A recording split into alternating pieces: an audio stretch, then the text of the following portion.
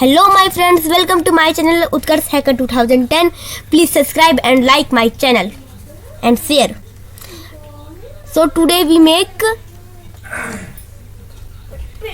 HTML animation. So first open Notepad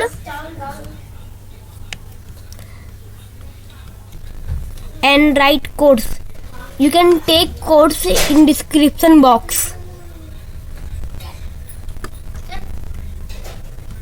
File, save in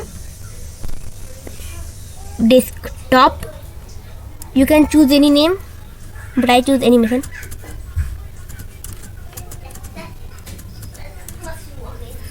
In last you write .html. This is extension of HTML.